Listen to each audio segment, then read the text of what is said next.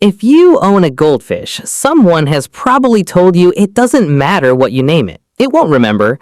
By the time it swims to the other side of the bowl, it'll have forgotten you exist.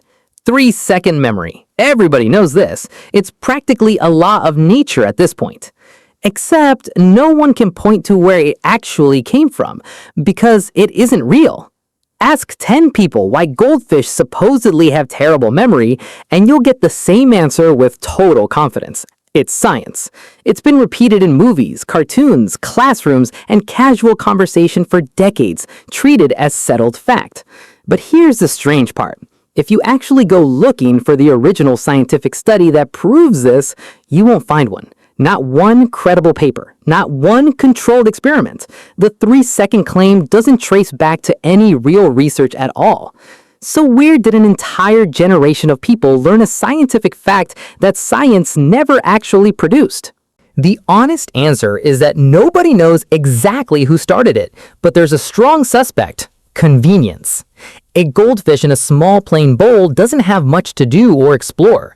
To an untrained observer, that fish just seems to swim in circles over and over, as if experiencing the same moment for the first time each lap. It looks like forgetting. It's actually just boredom in an environment with nothing to remember. The myth also became useful. It's a tidy justification for keeping fish in small bowls with no stimulation. If the fish can't remember its surroundings anyway, why would the environment matter? It's a comforting explanation that conveniently excuses undercaring for an animal, which may be part of why it spread so fast and stuck around so long. Here's what actual research shows instead. In multiple studies, goldfish have been trained to associate a specific sound, light, or color with feeding time. And once that association is learned, the fish keep responding to the same cue weeks and even months later without needing to relearn it. That's not a 3-second window. That's long-term memory functioning the same way long-term memory works in far more intelligent-seeming animals. In one well-known type of experiment, goldfish were trained to push a lever to release food. Once they learned the behavior, they kept performing it reliably in later trials conducted well over a month afterward. The behavior didn't reset or vanish the way it should if the myth were true. Researchers have also shown goldfish can learn to navigate mazes, and when retested weeks later, they complete the same maze faster than they did the first time. That's not just memory, that's retained learning, which is a more demanding cognitive task than simple recall. Once you stop assuming goldfish forget everything instantly, the list of things they can actually learn gets surprisingly long. Goldfish can distinguish between different colors and shapes and use that information to make decisions, like choosing which lever or target to interact with for a reward. They can be trained to recognize specific pieces of music or tones, reacting differently to different sound patterns instead of treating all sound as equivalent background noise.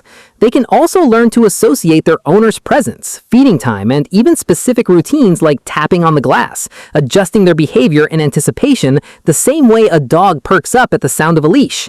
That kind of anticipatory behavior is only possible if the animal is retaining information across time, not just reacting to the immediate present. None of this makes goldfish geniuses, but it firmly places them far outside can't remember anything for more than a few seconds. What makes the goldfish myth interesting isn't just that it's wrong, it's how well it survived being wrong for so long. Part of it is that goldfish can't push back. There's no obvious moment where a goldfish proves you wrong the way a dog might by clearly remembering a trick. Their memory shows up in subtle, testable ways: response to cues, maze completion, feeding anticipation, not in dramatic, obvious displays a casual observer would notice in a bowl.